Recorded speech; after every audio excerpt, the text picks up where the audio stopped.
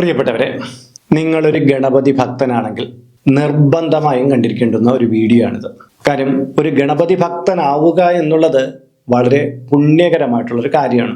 പലരും ഗണപതിയെ തൊഴുത് പ്രാർത്ഥിക്കും, പക്ഷേ അവരുടെ ഉള്ളിലുള്ള ആ ഭക്തി പൂർണ്ണമായിട്ടും ഭഗവാനിലേക്ക് എത്തിച്ചേരില്ല.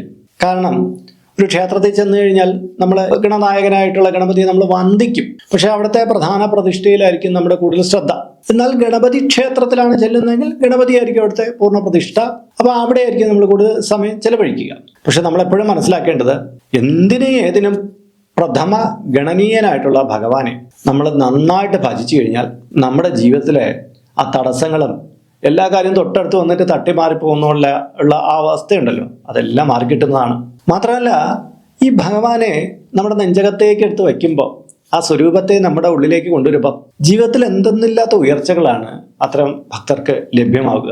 അതുകൊണ്ട് തന്നെ നിങ്ങൾ ഗണപതിയെ ഇഷ്ടപ്പെടുന്ന ഒരാളാണെങ്കിൽ, ആ ഉണ്ണി ഗണേശനെ ഇഷ്ടപ്പെടുന്ന ഒരാളാണെങ്കിൽ, തീർച്ചയായിട്ടും നമ്മുടെ നിത്യജീവിതത്തിൽ പാലിക്കേണ്ടുന്ന പ്രധാനപ്പെട്ട കാര്യങ്ങളെയാണ് പറയുന്നത്. ഇത് നിങ്ങൾ തുടർച്ചയായിട്ട് ജീവിതത്തിൽ, അത് ലളിതമായിട്ട് കാര്യമാണ് കേട്ടോ, വലിയ കാര്യമൊന്നുമില്ല. അത് തുടർച്ചയായിട്ട് ജീവിതത്തിൽ പാലിച്ചു പോയാലേ ഒരുപാട് നേട്ടങ്ങളാണ് വരുന്നത്. ഇത്രയും കാലം മുടങ്ങിക്കിടന്ന എന്തൊക്കെ കാര്യങ്ങൾ ഈ പാലനം കൊണ്ട് തന്നെ ആ തടസ്സങ്ങളെല്ലാം നീങ്ങി കിട്ടുമെന്നറിയാമോ? അതുകൊണ്ട് തന്നെ ഓരോ ഗണപതി ഭക്തനും ഒരിക്കലെങ്കിലും നിങ്ങൾ ഗണപതിയെ തൊഴുതിട്ടുണ്ടെങ്കിൽ നിർബന്ധമായിട്ട് ഈ വീഡിയോ കാണൂ. നിങ്ങളുടെ ജീവിതത്തിൽ വലിയൊരു മാറ്റം വരുത്താൻ പറ്റുന്ന ഒരു വീഡിയോ ആയിരിക്കും ഇത്. നമസ്കാരം, ഞാൻ RJ അയ്യർ ഹരിചന്ദ്ര മഠം. ഹൈന്ദവ ആചാര സംബന്ധമായ, ജ്യോതിഷ സംബന്ധമായ, മോട്ടിവേഷൻ സംബന്ധമായ കുറേയധികം കാര്യങ്ങൾ പറഞ്ഞിരുന്ന ഒരു വാട്സപ്പ് ചാനൽ നമുക്കുണ്ട്. ഇതിൻ്റെ കീഴെ ഡിസ്ക്രിപ്ഷൻ ബോക്സിലും കമൻറ്റ് ബോക്സിലും അതിൻ്റെ ലിങ്ക് കൊടുത്തിട്ടുണ്ട്. അതിലൂടെ ചാനൽ പ്രവേശിച്ചാൽ നിങ്ങളുടെ പിറന്നാളിന്, നിങ്ങളുടെ കുടുംബ അംഗങ്ങളുടെ പിറന്നാളിന് സൗജന്യമായിട്ട് പുഷ്പാഞ്ജലി അർച്ചനകൾ നടത്തി കിട്ടുന്നതാണ്. അപ്പോൾ ഒരു ഗണപതി ഭക്തനാവുമ്പം അദ്ദേഹത്തിൻ്റെ ജീവിതത്തിൽ കുറേയധികം സവിശേഷകരമായിട്ടുള്ള മാറ്റങ്ങൾ വരുത്താൻ അദ്ദേഹം ആദ്യമേ തയ്യാറെടുത്തിരിക്കണം. അത് വലിയ കാര്യമൊന്നും വേണ്ട. ആദ്യം നമുക്ക് വീട്ടിൽ നിന്ന് തന്നെ തുടങ്ങും. നമ്മുടെ വീട്ടിൽ ഒരു ഗണപതിയുടെ ചിത്രം ഉണ്ടാകണം എന്നുള്ളതാണ്.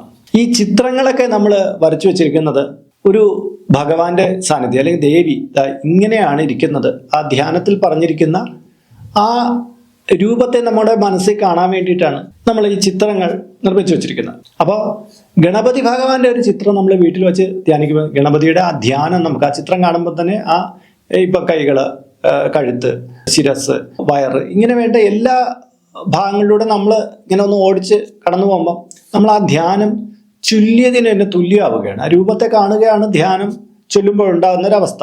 പണ്ട് കാലത്ത് അങ്ങനെ ചിത്രങ്ങളൊന്നും വരച്ചു വെച്ച് തപസ് ചെയ്യുന്ന കാട്ടിപ്പോയിരുന്നൊന്നും ഒരാൾക്ക് ചെയ്യാൻ പറ്റില്ല. അപ്പോൾ അവർ അതിന് പകരം എന്താണ് ചെയ്തത്?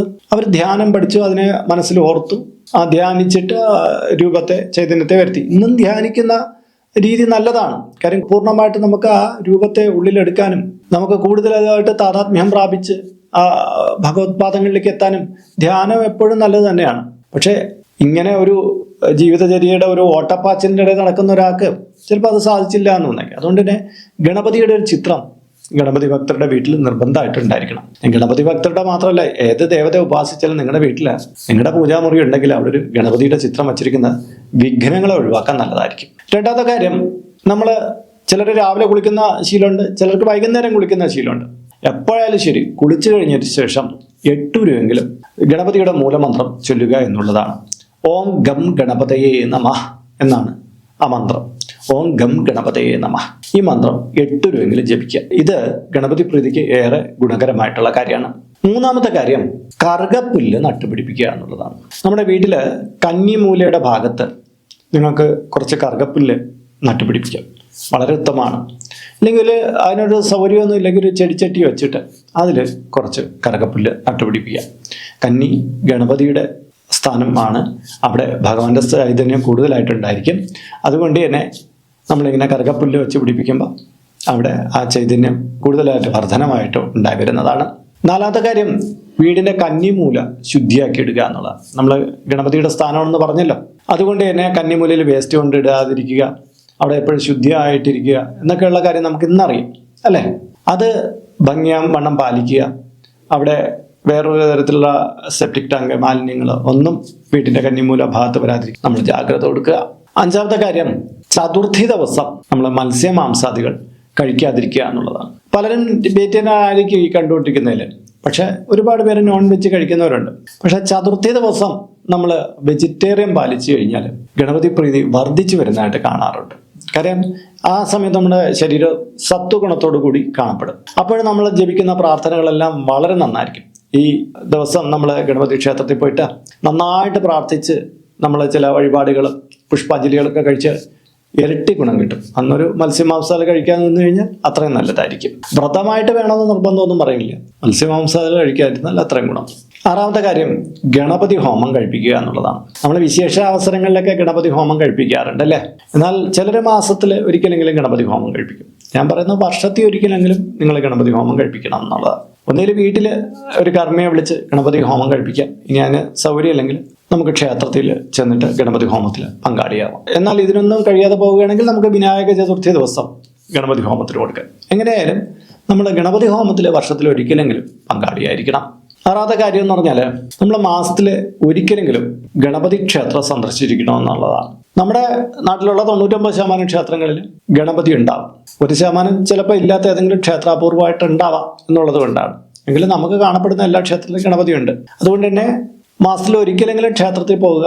ഗണപതിയാണ് പ്രധാന ദേവനെങ്കിൽ അവിടെ കുറച്ചു നേരം ചെലവഴിച്ച് പ്രാർത്ഥിക്കുക. ഇതും നമ്മുടെ ഈശ്വരീയ പുണ്യം വർദ്ധിക്കാൻ കാരണമാകുന്നതാണ്. എന്നും പോയി ഗണപതി ഭഗവാനെ വലം വെച്ച് തൊഴുകയാണെങ്കിൽ അത്രയും പുണ്യം, അതേ പറയുന്നുള്ളൂ. അത് പറ്റിയില്ലെങ്കിൽ മാസത്തിൽ ഒരിക്കലെങ്കിലും ചെന്ന് ഭഗവാന്റെ തിരുനടയിൽ നിന്ന് തൊഴുക.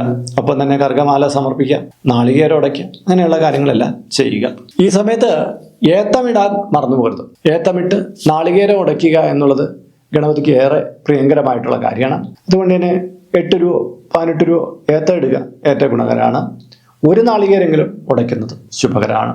ഇനി അടുത്ത കാര്യം എന്ന് പറഞ്ഞാൽ നെറ്റിയിൽ ഗണപതിക്കുറി തൊടുക എന്നുള്ളതാണ്. ഗണപതിക്കുറി അറിയാമല്ലോ, ഗണപതി ഹോമം കഴിപ്പിച്ച് കിട്ടുന്ന കരിപ്രസാദം. ഈ കരിപ്രസാദം നെറ്റിയിൽ തൊടുന്നത് ഏറെ ശുഭകരമാണ്, വിഗ്രഹ നിവാരണത്തിന് ഗുണകരമാണ്. എന്നാൽ ചിലർ വിചാരിച്ചു വെച്ചിരിക്കുന്നത് കരിപ്രസാദം നെറ്റിയിൽ തൊടാൻ പാടില്ല, അത് ദുഃഖത്തിന് കാരണമാകുന്ന. അതിന്റെ കാര്യം എന്ന് പറഞ്ഞാൽ ഈ കെടാവിളക്കിലേക്ക് കരി ചെന്ന് തൊടാൻ പോകുമ്പോൾ അവിടെയുള്ളൊരു വിലക്കും കെടാവിളക്കിലെ കരി എടുക്കരുത് എന്നുള്ളത്. കെടാവിളക്ക് എന്ന് പറഞ്ഞാൽ അത് കെട്ടുപോകാൻ പാടില്ലാത്ത വിളക്കാണ്. അതിലൊക്കെ കൈയൊക്കെ കൊണ്ടിട്ടിട്ട് അവസാനം അത് കെടിക്കാതിരിക്കാൻ വേണ്ടിയിട്ട് അവർ പറയുന്നതാണ്. മാത്രമല്ല കരി പിടിച്ച് കിടക്കുന്ന വിളക്കുകളിൽ നിന്നൊക്കെ കരിയെടുത്ത് ആൾക്കാർ നെറ്റിയിലിടുന്നു, അത് ഒഴിവാക്കണം. മാത്രമല്ല ചിലര് ഈ തിലഹോമം കഴിപ്പിച്ച പ്രസാദത്തെ വീട്ടിൽ കൊണ്ടുവച്ചിട്ട് അതിനെ തൊട്ട് ഡെയിലി നെറ്റിയിടാറുണ്ട്. അതങ്ങനെ സ്ഥിരം നെറ്റിയിടുന്ന ഒന്നല്ല. അങ്ങനെ തിലഹോമം കഴിപ്പിച്ച് നമ്മൾ പ്രസാദം വീട്ടിൽ കൊണ്ടുപോകാറുമില്ല അല്ലേ? അപ്പൊ അതെല്ലാം വരുന്നത് കൊണ്ടാണ് ചിലർക്ക് സംശയം ഈ കരിപ്രസാദം തൊട്ടുകൂടുക എന്നുള്ളത്. നമുക്ക് ഗണപതി ഹോമം കഴിപ്പിച്ചിട്ടുള്ള കരിപ്രസാദം തൊടാൻ യാതൊരു ദോഷവുമില്ല, അത് ഗുണകരവുമാണ്. അടുത്തതെന്ന് പറഞ്ഞാൽ അടുക്കള ഗണപതി ഹോമം കഴിപ്പിക്കുക എന്നുള്ളതാണ്. നമുക്കറിയാം അടുക്കള ഗണപതി ഹോമത്തെ കുറിച്ച് 2 വീഡിയോ ഹിന്ദു വിഷൻ ചാനലിൽ മുമ്പ് ഇട്ടിട്ടുണ്ട്. അതായത് രാവിലെ സമയത്ത് അടുപ്പത്ത് ചെറിയ കനൽ കൂട്ടിയിട്ട് അതിൽ നാളികേരത്തുണ്ട് ശർക്കര മുക്കി ഗണപതി മന്ത്രത്തോടു കൂടി ഹോമിക്കുന്ന രീതിയാണിത്. ഇനി വിശദമായിട്ട് വീഡിയോയിൽ പറഞ്ഞിട്ടുള്ളതുകൊണ്ട് ഞാൻ അതിനെക്കുറിച്ച് കൂടുതൽ പറയുന്നില്ല. അങ്ങനെ അടുക്കള ഗണപതി ഹോമം കഴിപ്പിക്കാൻ പറ്റുന്നതും ഏറെ ഗുണമാണ്. അടുപ്പിൽ ഗണപതി ഹോമം എന്ന് ഇതിനെ പറയാറുണ്ട്. ഇനി അടുത്ത പ്രധാനപ്പെട്ട കാര്യമെന്ന് പറഞ്ഞാൽ ഗണപതി സ്മരണം നിത്യേന എന്നുള്ളതാണ്. ഏതൊരു ശുഭകാര്യത്തിന് വേണ്ടിയിട്ട് നമ്മൾ ഇറങ്ങിത്തിരിക്കുമ്പോഴും ഓം ഗം ഗണപതയെ സർവവിഘ്നോപശാന്തയേത് എന്നുള്ള മന്ത്രം നമ്മുടെ നാവിൻ തുമ്പിലുണ്ടാവണം. ഞാൻ എന്തെങ്കിലുമൊക്കെ എഴുതുമ്പോൾ ആർട്ടിക്കിളൊക്കെ എഴുതുന്നതിന് മുമ്പ് ആദ്യം ഓം ഗം ഗണപതയെ സർവവിഘ്നോപശാന്തയേത് എന്നുള്ള മന്ത്രം എഴുതിയിട്ടാണ് ഞാൻ എന്ത് കാര്യത്തിന് തുടക്കം കുറിക്കുക. എൻ്റെ ജീവിതത്തിൽ അത് ഒരുപാട് നേട്ടങ്ങൾ കൊണ്ടുവന്നിട്ടുള്ള ഒരു കാര്യമാണ്. പണ്ട് പഠിക്കാൻ തുടങ്ങുന്ന കാലഘട്ടത്തിൽ ഒരു നോവൽ എഴുതാനും ഒരു കവിത എഴുതാനും എന്നുവേണ്ട എന്ത് കാര്യവും എഴുതി തുടങ്ങുന്നതിന് മുമ്പ് അതിന് മുകളിൽ ഇപ്രകാരം എഴുതും. എനിക്കറിയാവുന്ന മലയാളത്തിൽ ഏറ്റവും പ്രശസ്തനായിട്ടുള്ളൊരു സാഹിത്യകാരൻ അദ്ദേഹം അങ്ങനെ എഴുതിയേ തുടങ്ങാറുള്ളൂ. അന്ന് എൻ്റെ കുട്ടിക്കാലത്ത് ഞാനത് അറിഞ്ഞിട്ട് എൻ്റെ മാതാപിതാക്കൾ അതിനെ പ്രോത്സാഹിപ്പിച്ചിട്ട് ഞാനും എഴുതി തുടങ്ങി. എൻ്റെ ജീവിതത്തിൽ അത് ഒരുപാട് നേട്ടങ്ങൾ കൊണ്ടുവന്നിട്ടുള്ളതാണ്. അതുപോലെ തന്നെ നമുക്ക് ചെയ്യാവുന്നതാണ്. പഠിക്കുന്ന കുട്ടികൾക്കൊക്കെ അങ്ങനെ ചെയ്യാം. എന്നാൽ ആൻസർ ഷീറ്റിലൊന്നും അങ്ങനെ എഴുതി കളയരുത്. അതൊക്കെ ചിലപ്പോൾ അവിടുത്തെ റൂൾസിന് എതിരാണ്. അതൊന്നും ചെയ്തേക്കരുത്. നമ്മൾ വീട്ടിൽ നിന്ന് നോട്ട് അല്ലെങ്കിൽ ഒരു കവിത എഴുതുന്നു, ഒരു കഥ എഴുതുന്നു, ലേഖനം എഴുതുന്നു, അതിലൊക്കെ നമ്മുടെ ആ ചൈതന്യത്തെ നമുക്ക് വായിച്ചെടുത്ത് നമുക്ക് ആ പവർഫുള്ളായിട്ട് എഴുതാൻ പറ്റുന്നതിന് ഇത് ഗുണകരമാവുന്നതാണ്. അപ്പോൾ പ്രിയപ്പെട്ടവരെ, ഗണപതി ഭഗവാനെ ഇഷ്ടപ്പെടുന്ന ഗണപതി ഭക്തരായിട്ടുള്ള നിങ്ങൾക്ക് വളരെ ഗുണപ്രദമായിട്ടുള്ള ഒരു വീഡിയോ ആണ് ഇതെന്ന് എനിക്ക് പൂർണ്ണമായിട്ടും അറിയാവുന്നതാണ്. അപ്പോൾ ഇതിൽ ചില കാര്യങ്ങളൊക്കെ നിങ്ങൾ ഇപ്പോഴും അനുവർത്തിച്ച് പോരുന്നതായിരിക്കും. ഇനിയും ഒരുപാട് കാര്യങ്ങൾ പറയാനുണ്ട് കേട്ടോ. എങ്കിൽ ഈ പ്രധാനപ്പെട്ട കാര്യങ്ങൾ, ലളിതമായിട്ടുള്ളതും പ്രധാനപ്പെട്ടതുമായിട്ടുള്ള ഈ കാര്യങ്ങളെങ്കിലും നിങ്ങളുടെ ജീവിതത്തിൽ നിങ്ങൾ ശീലിച്ച് പോരുകയാണെങ്കിൽ ഭഗവാന്റെ പ്രീതി പൂർണ്ണമായിട്ട് നിങ്ങൾക്ക് കിട്ടുകയും നിങ്ങളുടെ മുന്നിലുള്ള കാര്യ തടസ്സങ്ങളെല്ലാം മാറിക്കിട്ടുകയും ഒക്കെ ചെയ്യുന്നതാണ്. അപ്പോൾ ഇന്നത്തെ വീഡിയോയെ കുറിച്ചുള്ള നിങ്ങളുടെ അഭിപ്രായങ്ങൾ, നിർദ്ദേശങ്ങൾ ഇതിൻ്റെ കീഴെ കമൻറ്റ് ബോക്സിൽ രേഖപ്പെടുത്തുമല്ലോ. ഇതിൽ കാണുന്നത് എൻ്റെ വാട്സപ്പ് നമ്പറാണ്. അതിനു മുമ്പ് ഇതിൻ്റെ കീഴെ കമൻറ്റ് ബോക്സിൽ നിങ്ങളുടെ പേര്, നിങ്ങളുടെ വയസ്സ്, നിങ്ങളുടെ നക്ഷത്രം ഇവ രേഖപ്പെടുത്തിയാൽ ഇവിടെ നടക്കുന്ന വിശേഷാലായിട്ടുള്ള പൂജാ പ്രാർത്ഥനകളിൽ നിങ്ങളെ ഉൾക്കൊള്ളിക്കാൻ കഴിയുന്നതാണ്. ഒരു മാസത്തേക്കായിരിക്കും പ്രകാരം ചെയ്യുന്നത്. കൂടുതലായിട്ട് വേണമെന്നുള്ളവർ ഇനി തൊട്ട് ഇതിൽ അപ്ലോഡ് ചെയ്യുന്ന എല്ലാ വീഡിയോയുടെ കീഴെ നിങ്ങളുടെ ഡീറ്റെയിൽസ് ഇങ്ങനെ കൊടുത്താൽ മതി. അതിനായിട്ട് ഇതുവരെയ്ക്ക് ഈ ചാനൽ സബ്സ്ക്രൈബ് ചെയ്തിട്ടില്ലെങ്കിൽ അത് ചെയ്യുക. ഒപ്പം ഈ വീഡിയോ ഒന്ന് ലൈക്ക് കൂടി ചെയ്യുക. എങ്കിൽ മാത്രമായിരിക്കും പുതുതായിട്ട് വരുന്ന വീഡിയോയുടെ നോട്ടിഫിക്കേഷൻ, റെക്കമെൻഡേഷനും യൂട്യൂബ് നിങ്ങൾക്ക് അയച്ചു നൽകുകയുള്ളൂ. എങ്കിലല്ലേ നിങ്ങൾക്കത് പ്രയോജനപ്പെടുത്താൻ കഴിയും. അപ്പോൾ ഇതിൽ കാണുന്നത് എൻ്റെ വാട്സപ്പ് നമ്പറാണ്. ജ്യോതിഷ സംബന്ധമായതും പൂജാ സംബന്ധമായതുമായ അപ്പോയിൻമെന്റിന് വേണ്ടിയിട്ടാണ് ഇത് നൽകിയിരിക്കുന്നത്. നേരിട്ട് വിളിച്ചു കഴിഞ്ഞാൽ കിട്ടുകയില്ല. നിങ്ങളുടെ പേര്, നിങ്ങളുടെ സ്ഥലം ഇവ രേഖപ്പെടുത്തി വാട്സപ്പിലൂടെ മെസ്സേജ് ചെയ്താൽ മതി.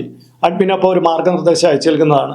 ആ മാർഗ്ഗനിർദ്ദേശം അനുസരിച്ച് അപ്പോയിൻമെന്റ് എടുത്തിട്ട് വിളിക്കാവുന്നതാണ്. നമ്മളിപ്പോൾ ഒരു സ്റ്റോർ യൂട്യൂബിൽ ആരംഭിച്ചിട്ടുണ്ട്. ഹൈന്ദവ ധർമ്മം അനുസരിച്ച് ജീവിക്കുന്നവർക്ക് പൂജാ കാര്യങ്ങളുമായിട്ട് ബന്ധപ്പെട്ട ചില കാര്യങ്ങളൊക്കെ മേടിക്കണമെന്നുണ്ടായിരിക്കും. അപ്പോൾ അങ്ങനെയുള്ള കാര്യങ്ങൾ നിങ്ങൾക്ക് ഓൺലൈനായിട്ട് എടുക്കാൻ പറ്റുന്ന ഒരു സ്റ്റോറാണിത്. താല്പര്യമുള്ളവർക്ക് അതിൽ പോയിട്ട് അതിൻ്റെ വിലയൊക്കെ നോക്കിയിട്ട് നിങ്ങൾക്ക് താല്പര്യമുണ്ടെങ്കിൽ അതിൽ നിന്ന് മേടിക്കാവുന്നതാണ്. ഇങ്ങനെ നോക്കിയാൽ മതിയാകും. അപ്പോൾ മറ്റൊരു വിശേഷമായിട്ട് വീണ്ടും കണ്ടുമുട്ടും വരെ എല്ലാവർക്കും നമസ്കാരം. നിങ്ങളുടെ സ്വന്തം RJ ഹരിചന്ദ്ര മഠം. നമസ്തേ.